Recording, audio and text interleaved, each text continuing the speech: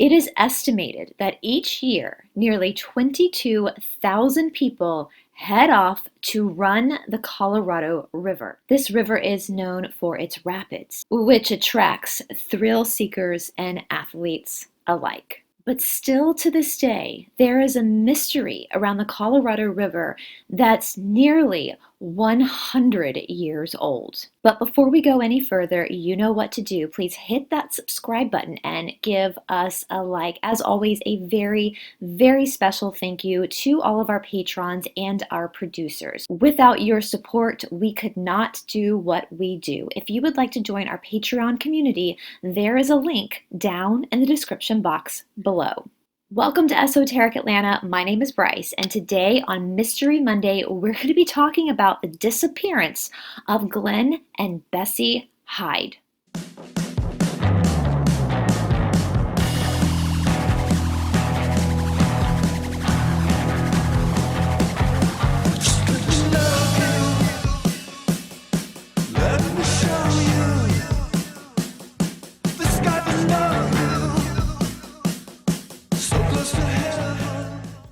Now, yes, I know last week I said that we were going to be moving into more modern cases, modern disappearances. However, when I was researching some of these cases that we're going to cover later on, I ran across this case. And oh my word, I thought I cannot move forward into modern cases until we talk about Glen and Bessie Hyde, because this case, in my opinion, is a bit of a head scratcher. Now, as we get into the story, you'll see that there is a lot of speculation and potential motive with some of the characters within this story. However, the bodies of Glen and Bessie Hyde have never been found. And so therefore, there's a huge question mark around what the hell happened to this couple. Within this mystery, we also open up into another mystery. There ends up being this mystery body. So all in all, we're talking about a mystery surrounding really three people. So let's get into it. Bessie Hyde was born Bessie Haley on the 29th of December in 1905. She was born and raised in West Virginia. Bessie was described as being very bohemian and very artistic. In 1926, at just 21 years old, she married her high school sweetheart, a man named Earl Helmick. But this marriage did not last long, because in 1927, Bessie decided that she needed more in her life.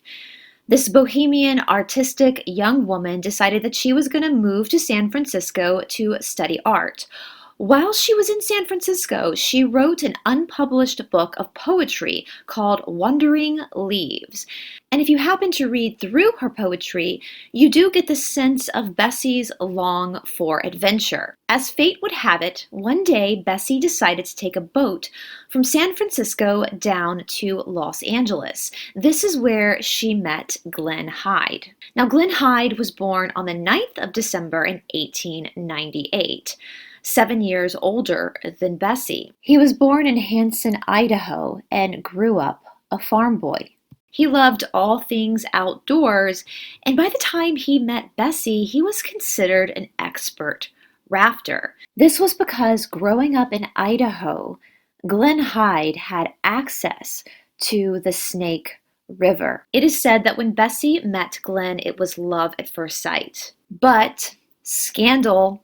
When Bessie met Glen, she was still technically married to Earl. Of course, back in those days, divorce was a little bit more taboo than it is for us in our modern era. And when Bessie decided that she wanted to marry Glen Hyde, Earl made it pretty difficult. But nonetheless, finally on the 11th of April in 1928, Bessie was granted a divorce from Earl, and she proceeded to marry Glen Hyde the very next day. For the young couple's honeymoon, they decided that they were going to run the Colorado River. Again, as I said, Glen was an expert rafter. However, Bessie had never done this before. But that wouldn't stop Bessie, because she too did long for adventure. And on top of that, Glenn decided that they were going to try to break a record. They were going to try to complete the whole run in about 6 weeks. Now, by this time, about 45 people had already completed the full run, all using a particular kind of rowboat. 2 days and a whopping $50 later, Glenn had his special boat. But not only would Glenn be breaking a record for this particular rafting run, but Bessie, if this was completed by them, Bessie herself would be the first woman documented to complete the run as well. For Glenn, he believed that this was going to be a good career move. If they were able to do this, if they were able to break these records, then Glenn suspected that the couple would be able to make a lot of money touring the world, talking about their experiences, writing books about their experiences, and all the hoopla that comes with extraordinary feats in humanity. I also want to point out that at this point in 1928, there were no commercial rafting trips. If you were to go to the Colorado River today to raft, which I've actually done a long time ago, I rafted part of the Colorado River, you're going to get a guide, you're going to get necessary equipment. It's going to be very commercial. There's going to be insurance, all that kind of stuff. But again, back in 1928, that wasn't a thing. And so everybody who took the river took it at their own risk and also took it with their own experience. In fact, by 1928, the history of river running, especially with the Colorado River, was still relatively new. The first recorded person to ever run the river was a man named John Wesley Powell. Now, John Wesley Powell was a geologist as well as a Civil War vet. In fact, John Wesley Powell had lost his right arm during the Civil War and proceeded to then later, at 35 years old, run the Colorado River with one arm. But again, he was a geologist by trade, so I do understand his fascination with the Colorado River. Now, he started the river in May 24th of 1869. He led a small group down the river, and he only really went about 1,000 miles. Starting in River Green, Wyoming. And again, as I said earlier, since then, only 45 other men had taken this run. Now, something that's important to remember is that it was customary to not carry life jackets. I would say that it seems kind of ridiculous nowadays, but honestly, when I was a little girl, my father had a lake house and we had 2 jet skis. And I grew up riding jet skis. Now I do believe that there is an age limit to drive the jet skis, and I do believe that you are required to wear a life jacket when you ride the jet skis. But back in the dark ages, when I was a kid in this small lake town in Alabama, we were riding jet skis by ourselves, 8 years old, no life jacket. And so you kind of can think back and understand that maybe at this point they had more of a kind of live and let live view when it came to extreme sports and activities. But nonetheless, it literally was not the tradition for a river runner to have a life jacket, even on the boat, just in case. So it really goes without say that these 2 people, Glen and Bessie Hyde, started their adventure with no life jacket. Now again, the couple did get married in April, and they spent the whole summer preparing for this trip. In October of 1928, the couple started their trip in Green River, Utah. For the first month of the trip, everything was going as planned. And about a month in, they stopped at Grand Canyon Village, Arizona, to restock. Their final destination was Needles, California, and they were so close to finishing this run.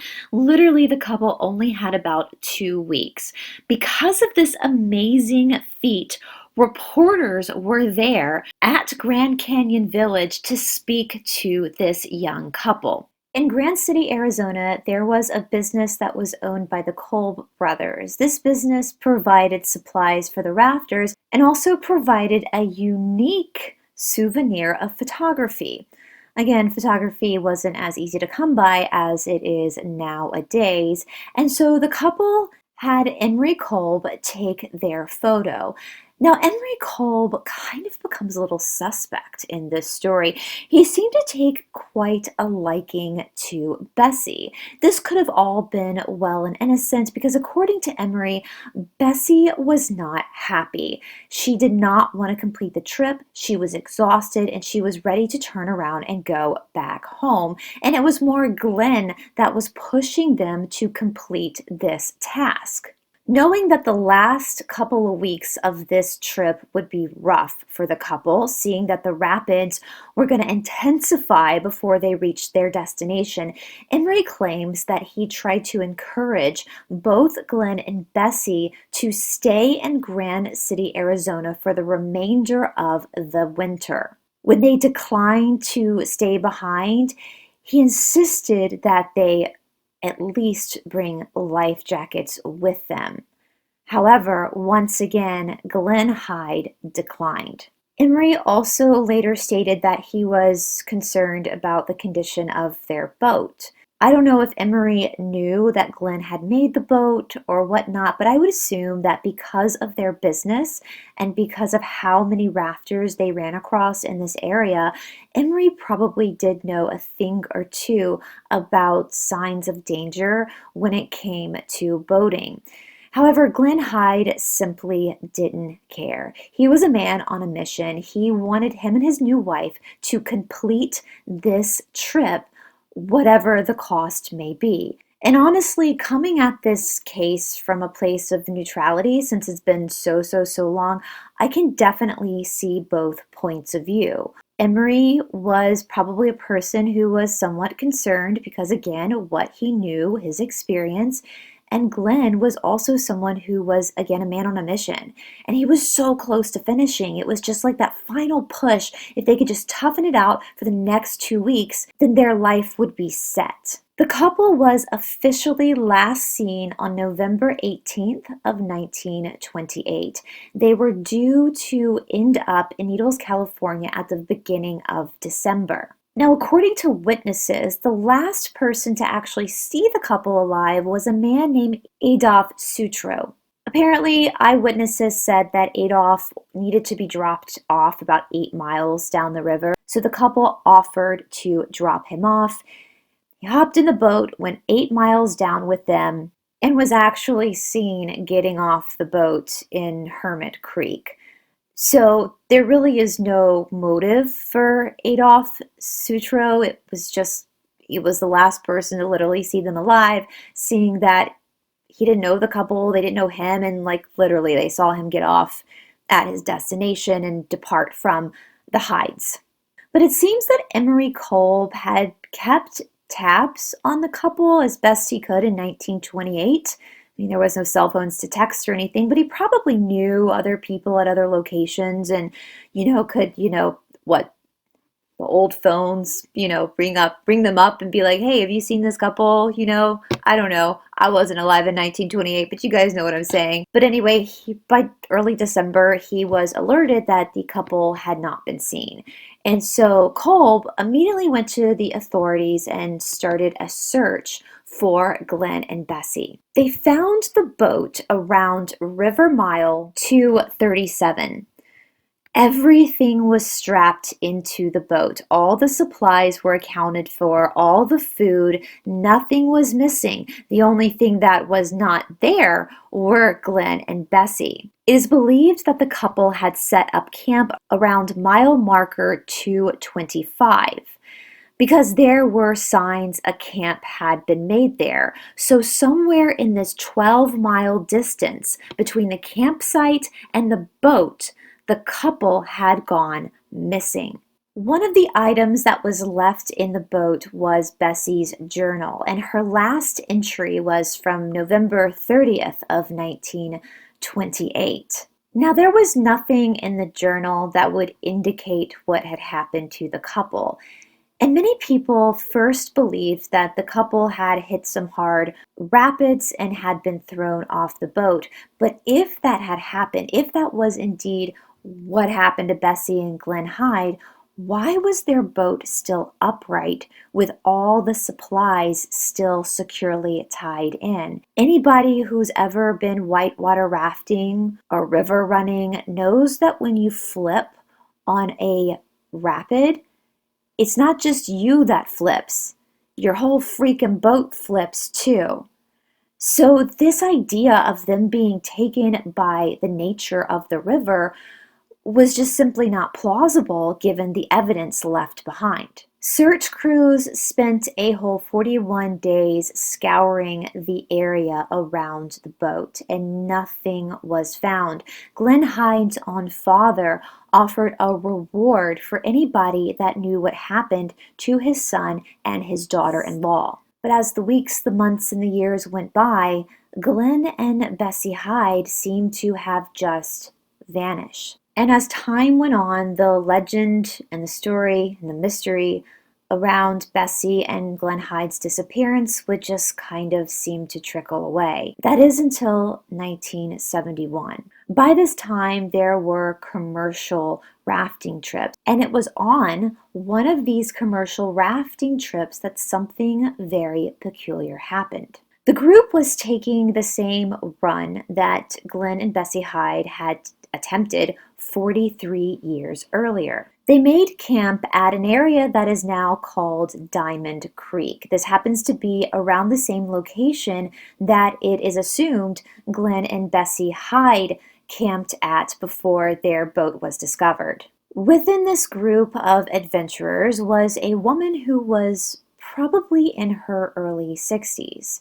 And that night, as they were setting up the campfire, the leader of this group decided to tell ghost stories and weird stories, as you do. You know, when you're camping, you tell these legends and these folklores of the area that you are in. And so the person leading this group decided to tell his group about the vanishing of Glen and Bessie Hyde and how they were in fact very close to the area where it is assumed the couple had just up and vanished. Well, after he was done telling the story, this mysterious lady in her early 60s piped up and claimed that she herself was in fact Bessie Hyde. She went by the name of Liz, and as most people know, Liz is a nickname for Elizabeth.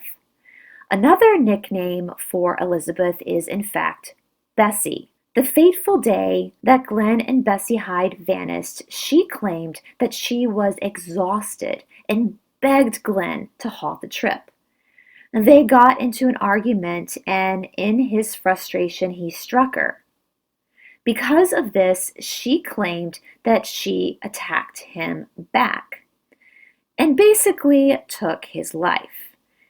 After that was over, she decided that she was going to dispose of the body. After this, she claims that she hiked to Arizona and got a bus back to the East Coast, where she proceeded to start a new life. Now, even though this woman who went by the name of Liz would have been around the same age as Bessie if Bessie were still alive, there were a lot of holes in the story. For example, even though Bessie craved adventure, she wasn't familiar with the area. She wasn't a rafter, and so the likelihood of her being able to hike back to a bus stop and then get on a bus and go all the way back to the East Coast was not likely. Also, come to find out, after telling the story and the heat was on her a little bit, she took it back. People would later find out that she was actually a psychologist from the East Coast who really had kind of a hobby of just kind of fucking with people. And so this story did not pan out. However, 5 years later, another interesting thing happened. In 1976, a body was found buried on Emery Kolb's property. Now, as I said earlier, Emery Kolb appeared to have some affections for Bessie. Now, we don't really know what those affections were. Was he infatuated with her, or was he protective of her? He himself was the one that said that she didn't want to go forward on the trip, that she was concerned and exhausted and really, really wanted to stop. And of course, Emery himself, as I said, had also been concerned about the couple continuing their journey down the Colorado River. Many people speculated that Emery was so jealous of Glen or mad at Glen that he must have been the one to take Glen out. But again, this doesn't explain Adolf Sutro, who rode with Bessie and Glen 8 miles down the river. But nonetheless, a forensic anthropologist was called in to examine the remains. This was a man by the name of Dr. Walter Burby. According to him, the remains were of a white male around 6 feet tall, in his 20s, with light brown hair. Dr. Burby found a hole in his skull, and he claimed that the bullet was from a revolver that had been manufactured around 1902. Dr. Burby also concluded that this body had perished in the 1920s, matching the timeline of Glen and Bessie's disappearance. But Dr. Burby wasn't totally happy with just assuming or speculating that these were the remains of Glen Hyde. And so he decided to superimpose a photo of Glen on top of the skull. And much to his dismay, it was no dice. He determined that this was not the body of Glen. None of the bone structures matched the bone structures of Glen Hyde's face. So this leaves us with another mystery. Who the hell was this guy buried in Emery Colby's backyard? And then in 1992, a woman named Georgia White Clark passed away. Now, Georgia White Clark was a famous river runner. And when her friends were going through her possessions after her passing, they found some evidence that made them speculate that she was, in fact, the missing Bessie Hyde. For example, they found George's birth certificate that revealed her real name was actually Bessie. And they also found Glen and Bessie Hyde's marriage license within her possessions. However, once again, pictures of Georgia from all throughout her life superimposed over pictures of Bessie showed that these two people had very different bone structures, leading many to believe that these two women were two different women. Many people speculated that the possessions that Georgia had that had Bessie's name on it were probably souvenirs.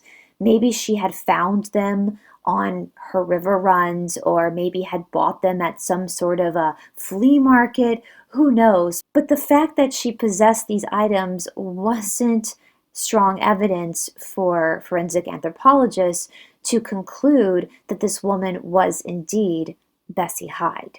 So as of now, nearly 100 years after the fact, nobody still has a clue what happened to Glen and Bessie Hyde. If they had survived this river rafting adventure and just decided to disappear for whatever reason, we know that they probably would not be around anymore. It would be past their life expectancy anyway. But my guessing is that something very nefarious happened to them. I don't think that the couple would just go off and live in obscurity to start a new life, especially seeing that Glen Hyde was going on this adventure in order to make a living for him and his young bride.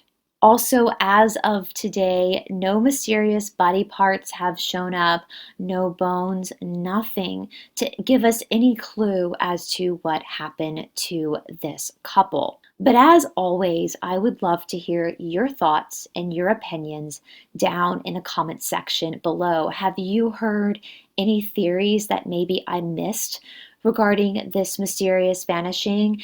And yes, of course, if you guys caught the latest episode that I did with Jean-Claude on Beyond Mystic, you know that we did discuss doing an episode together with Janine where we can go over some of these national park vanishings very, very soon. And of course, along with all the disappearances from the Bennington Triangle, I will definitely be adding Bessie and Glen Hyde to the list. All right, guys, I hope you're having a wonderful, wonderful start of a wonderful, wonderful week. This is the week of Thanksgiving here in the United States. And here in the United States, Thanksgiving is a fairly big holiday. And so I wish all of you very, very happy and safe travels as you go and meet your family and your friends so that you can be in fellowship with them. There will be some videos on my channel this week that are pre-recorded. So if you do get bored with your family, you can just,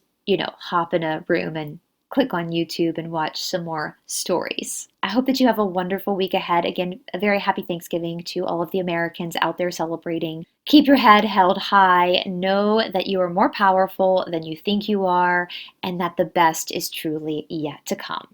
I'll talk to you all soon. Bye.